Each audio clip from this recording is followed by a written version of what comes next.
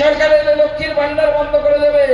আমি এই মঞ্চ থেকে আপনাদেরকে আশ্বস্ত করছি, বিজেপি সরকার এলে শুধু লক্ষ্মীর ভান্ডার চালু থাকবে তা নয়, তৃণমূল কংগ্রেস যে টাকা দেবে বলবে ভোটের আগে বাড়াবে, তৃণমূল 1200 টাকা 1500 যদি করে, বিজেপি কম করে আপনাদেরকে 1550 টাকা দেবে। এটা বিজেপির গ্যারান্টি, এটা নরেন্দ্র মোদীর guarantee.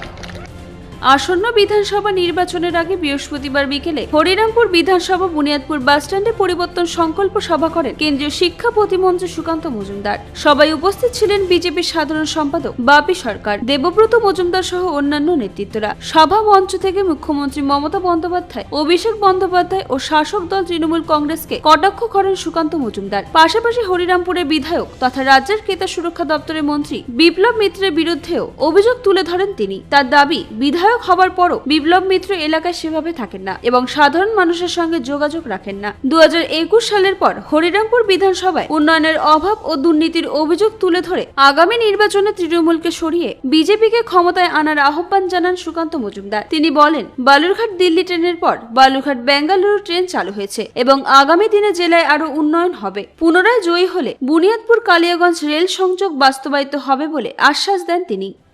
Reliance ডিজিটালের digital India sell আবার ফিরে এসেছে। প্রধান ব্যাংক কার্ডে 26,000 টাকা পর্যন্ত তাৎক্ষণিক ছাড়, সহজ ইএমআই তে 30,000 টাকা পর্যন্ত ক্যাশব্যাক এবং ইউপিআই পেমেন্টে সীমাহীন 5% ছাড় উপভোগ করুন। তাড়াতাড়ি করুন, সেল শেষ 26শে জানুয়ারি। শর্তাবলী প্রযোজ্য।